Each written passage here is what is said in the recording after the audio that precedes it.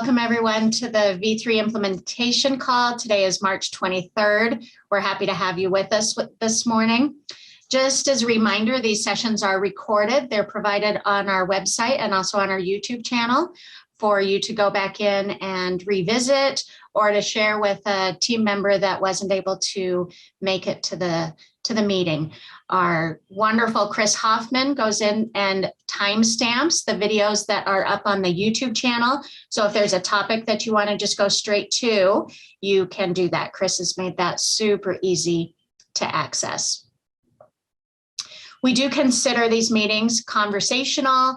Please be prepared to unmute or use the chat feature if you have a question, comment, suggestion. Oh my gosh, what does this mean? We've used an acronym that's totally bizarre. Every industry has their, huge list of acronyms. So feel free to unmute or use the chat feature to ask questions or anything. We appreciate the participation. These calls end up being extremely valuable for everyone participating. With that, let's move to the agenda. I believe we have John Beckett with us this morning, or Brenda Staffen. John, are you with us this morning? All right, we'll give John just a couple of minutes to connect. I know sometimes that can take a little bit, and then we'll get his update with ET3. In the meantime, Clay, are you willing to bump up in the schedule and talk to us for a minute about Path to Production? Yeah, sure am. If I could share my screen real quickly, yes, be happy to talk about the pathway to production. So we have on this call been keeping you informed of some of the work that IHE is doing and the possibility of entering into a path to production model. What this basically would be is a way for us to take the work that the e-outcomes work group has been so involved in, that is providing a standard approach to getting the e-outcomes data or the outcomes data associated with Nemesis in the e-outcome section, actually getting that data to flow back into the agency reports and then to the state and then to the national level, so that we have some outcomes data associated with the patients that we treat. So Josh has been leading that effort. A lot of you are on that work group and you've done some great work there. We have formally entered into a relationship with IHE to actually be part of Path to Production. So as you can see on this simple kind of timeline, we will begin this work next month, and it will be a 2-year process, a 2 to 3 year process where we'll be kind of defining the case, right? The use case, what's the problem? How are we going to get outcomes data back to our EMS providers on the patients that they care for? How will that work? And we have many stakeholders that can participate in this path to production. We can define the business case, we build it, actually, then we have an opportunity to test it at an IHE Connectathon, and we work through the entire process. So just to remind folks, let me see if I can pull up a couple of slides here. Right. So this is the work that Josh has been doing with the e-outcomes work group, really describing how that data would flow from a hospital to an agency or from an HIE to an agency, right? The different business use cases to get that outcome data back to our EMS agency and to the actual providers that are caring for the patient. So this work that the e-outcomes group has been working on, this is what will go into Path to Production. The schedule kind of looks like this over the next couple of years, right? We'll have several meetings of kind of early on defining the problem. This will include vendors. It will include state representatives who have HIEs, who have interest in pulling data from an HIE back over to the state side. So we'll gather together all the folks that would be on the e-outcomes work group and other folks to kind of go through this work each quarter, And then we'll have opportunities to be involved in connect-a-thons to actually, once we have a draft specification and how we want to test that specification, we'll do that through the global connect-a-thons. So this is kind of what the schedule looks like. If you're part of the e-outcomes group, you will automatically be invited to participate in this path to production. The cool thing about it is that it brings together not only EMS, it'll bring into the room Epic and Cerner and some of the other partners that we have had trouble kind of getting into the same room with us. So IHE will bring those players in, they'll be part of it. And so it'll be incredibly valuable, I think, to actually come up with some specifications. Now we know vendors, there are several vendors that are now connecting with patient outcome data using a variety of methods. We invite you to participate in this and to see if we can come to, kind of an agreement on what's working, but we won't be messing with, and maybe this will be clearly just a fire specification, so it may be new to everybody, but we want to make sure that we understand all the nuances that are going on in regards to efforts that are being used to provide patient outcome data to the EMS agencies. So I'll stop there and ask if there's any questions about this process. Clay, there's a question in the chat from Jeff Perkins. Oh, thank you. Let's see. Will this be eventually replacement of, will this be an eventual replacement of all of the e-outcome data fields currently in Nemesis?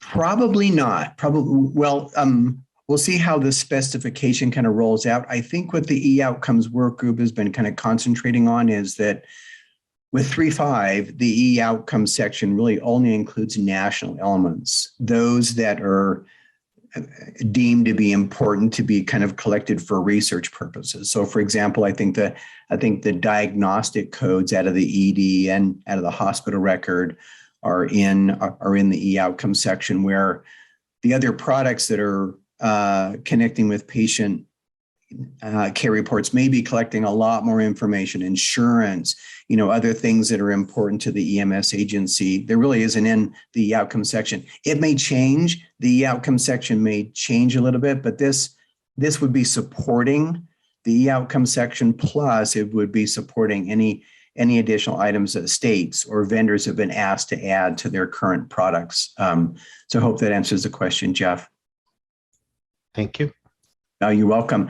And then Brenda mentioned, I did want to also make the point that if you haven't been participating in the e-outcomes group, but this would be important for your organization or for your state to participate in, we would love to have you join. Right. Yeah, we had sent a note in to include us, but for some reason, we're not getting invites to the meeting. So if you could just have Josh make sure he includes me, and I can get my folks that need to be on the call there. Thank you. Okay, fantastic. Thank you, Brenda. Appreciate that reminder. Thank you. And Brenda, we just haven't had a meeting yet. So Yeah. you're on that list. And we've got a couple of other states that have asked to be on that list as well. Okay, thank you, Julianne. Yep. Yeah, thank you, Brenda. Yeah, any other questions regarding the path to production? We're excited about this. We're so excited to get other people in the room that can help make sure that whatever we develop will meet their needs for the actual exchange. And so this is exciting.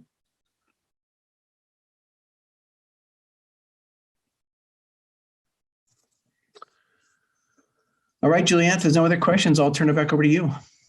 Okay, thank you. Next on the agenda is Monet. We're going to turn a little bit of time over to Monet to talk about the annual meeting. Monet? Okay, thank you. Let me share my screen.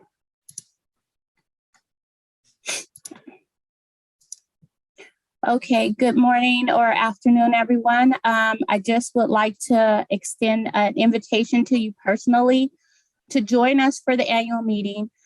Chris Hoffman has put a banner here on the Nemesis website. So if you just click this first dot, you'll always get to this banner. Now, currently we have the dates here, and I would love for you all to just take 2 minutes to add those dates to your calendar, because if you're attending face-to-face, we're going to look forward to seeing you and have everything arranged for you. But if you're participating virtually, we would love to have you be informed of those dates and participate as well. I am still working on the contract that allows us to put the Deer Valley link into the registration site. Just know that during this pandemic, the contracts have had to go through multiple layers of review. Our contract is currently with the University of Utah Legal Department, and I've asked for the contract to be expedited so that I can get the information to you. One other thing I would love for you all to do for me today, I'm going to add a link in the chat, because I would love to find out what type of questions you would like answered during the annual meeting, either before or during, or topics that you would like to have discussed, so that we can prepare our agenda and our breakout sessions to appropriately address your questions, your concerns. We need your feedback because we are here to support you. And so if you have any concerns, questions that you want to address, add those to the link, to the survey, and then we'll be able to, like I said, put the agenda together for you, geared towards your interest, and then send that out in advance. Are there any questions that you have for me at this time? Okay, if you have any questions, you know how to reach me. Have a great rest of your day. Thank you. Thanks, Monet. We'll get that registration information and link out as soon as we can. We know some of you are very anxious to get that budget process started for your departments too. All right. Julianne, I failed to mention that I do have a letter ready that I can send to all state managers as an invitation letter that you can now at least circulate that with your state directors and at least let them know that you're interested. So I'll try to get that out to you today or tomorrow. Thank you. Thanks, Hey, Julianne and Monet. This is Samantha with ESO. I have a quick question. Sure. I remember at one point you mentioned that there would be a limit on in-person attendees. Is that still, and how is that going to work?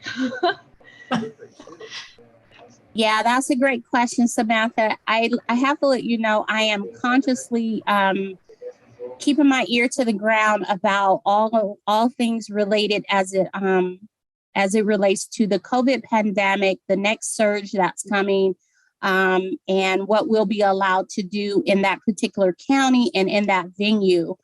At the moment, I need 75 people to be attend the meeting face to face. So it's going to be first come, first serve.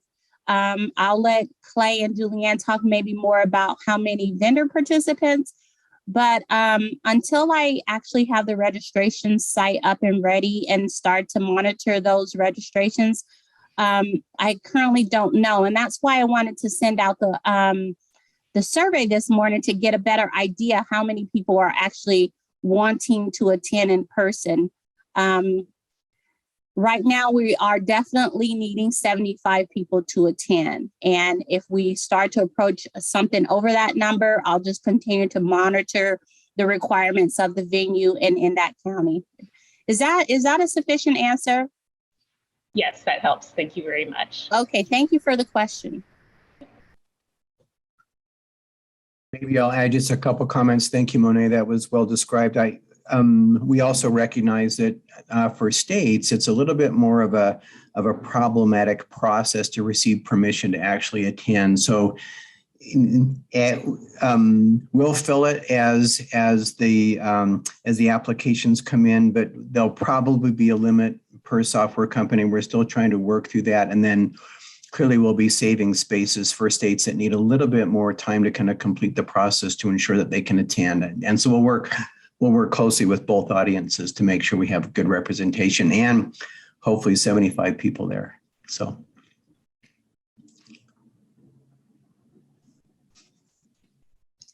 Any other questions that we could answer for you on annual meeting?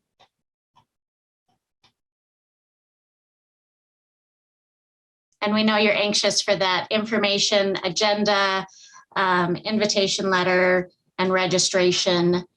So we are diligently working to get that out to you. We know you're anxious for that.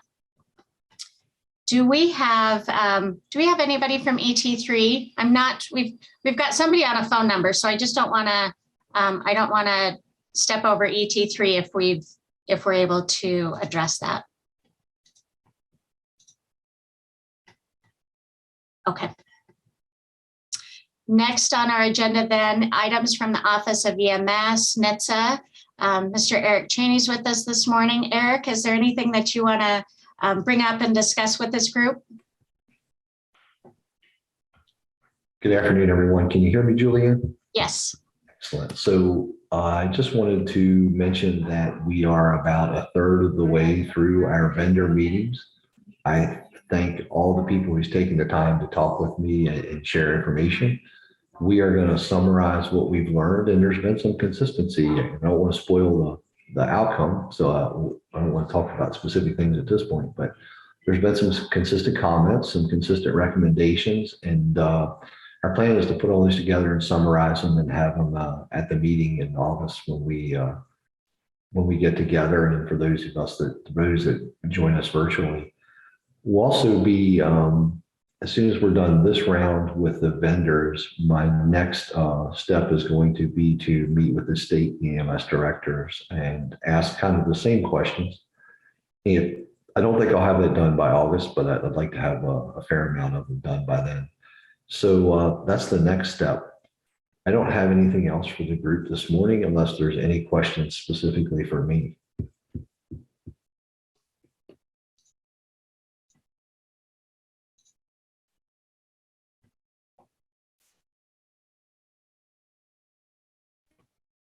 Hearing none, thanks for your time. Please be safe. Thank you, Eric. Next, we'll open it up to open forum, questions, comments, concerns from this group. I did add a topic on there just because we have such a wide range of experience and expertise with this group. Is anybody using a non-opioid overdose case definition or pseudocode? We know there are a couple of states that have developed really robust lists of EMS case definitions, but we just wanted to reach out to see if anybody's currently using an EMS case definition for a non-opioid overdose response. Does that sound like anything anybody's got in use at this time?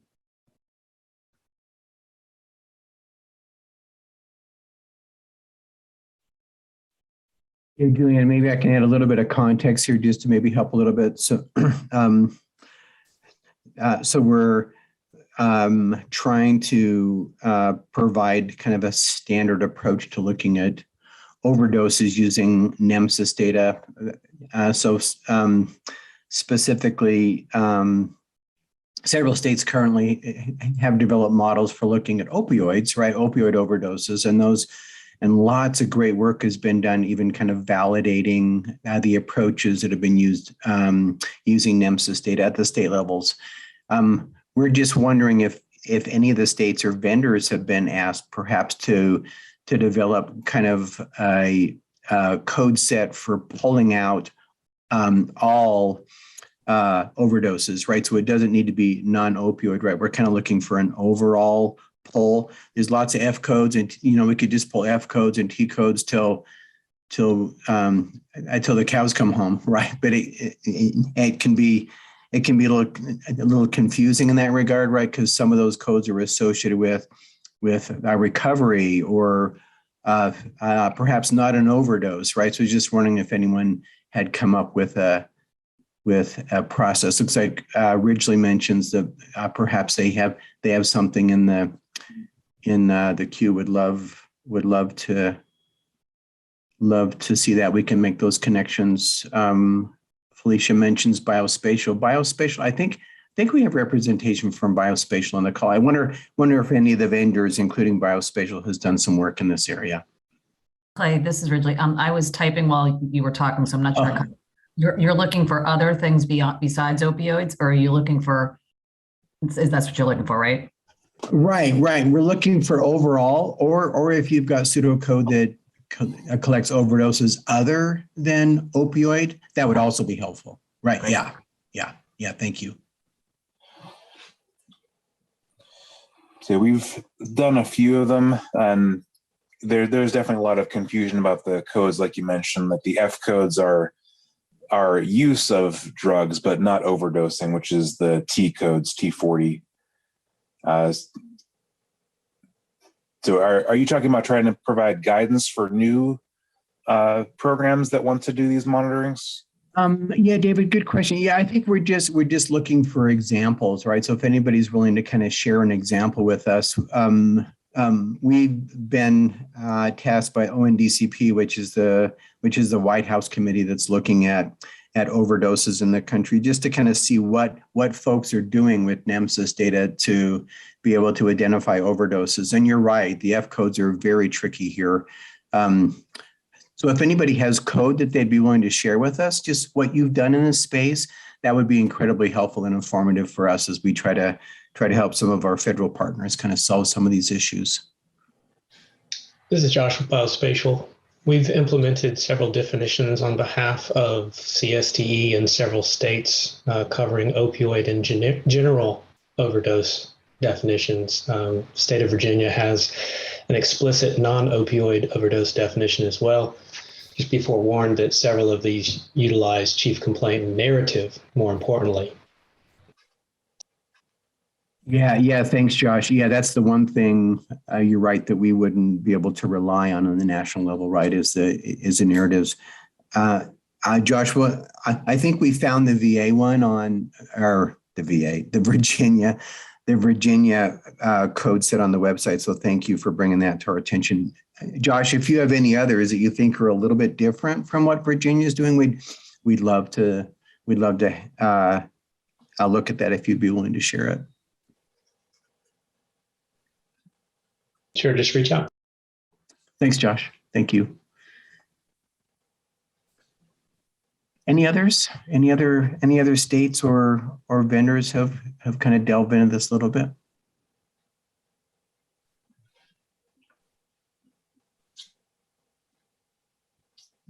Most recent one we've done is Kansas, if that helps at all.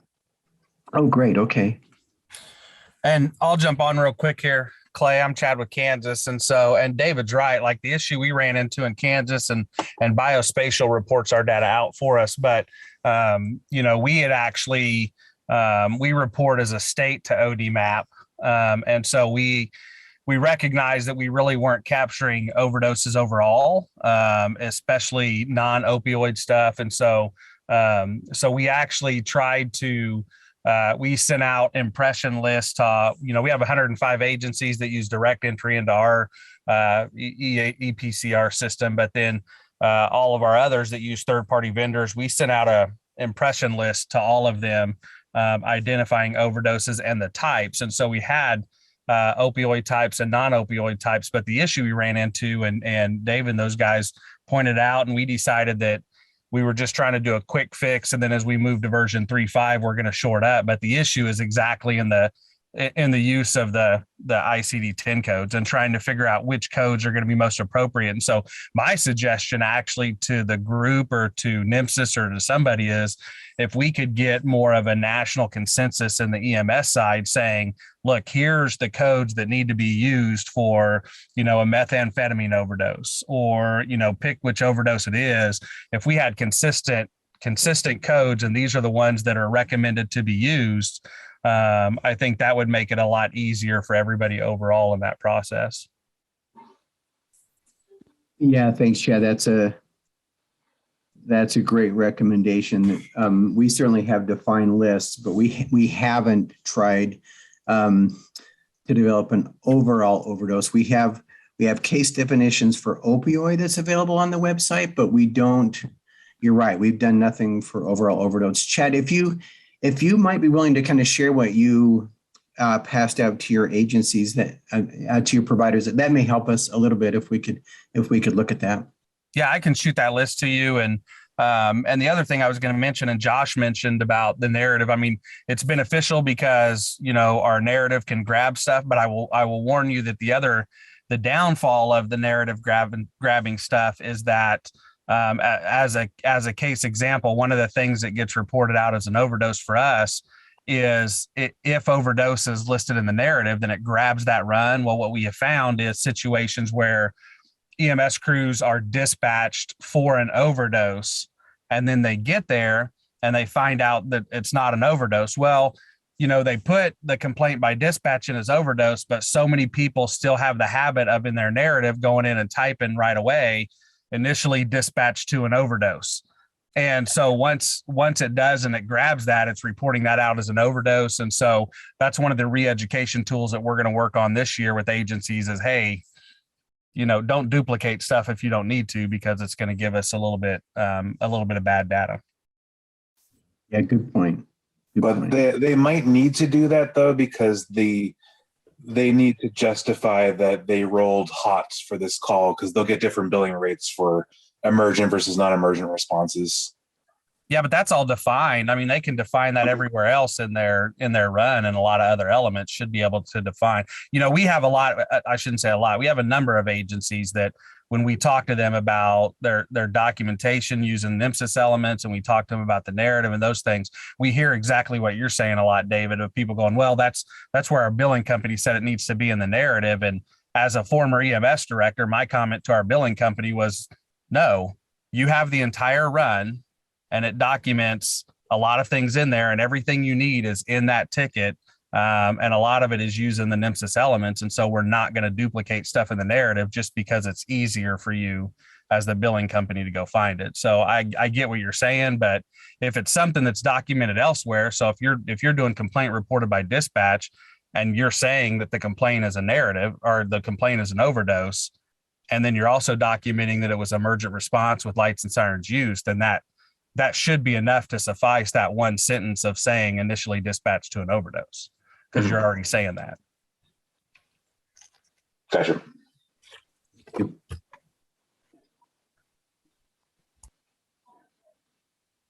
Great conversation. Thank you. Any other comments or any other examples folks could point us to?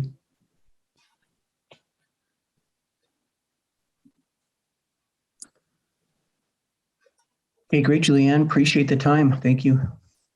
Thank you. And we appreciate the discussion. Peter, we saw in the chat that your state injury program's interested in that as well. I think there's a lot of interest in using that data to be actionable and be able to use that at a state level. So thank you.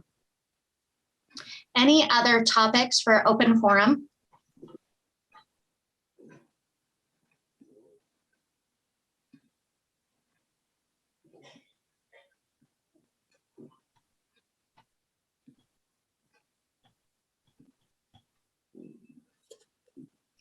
All right.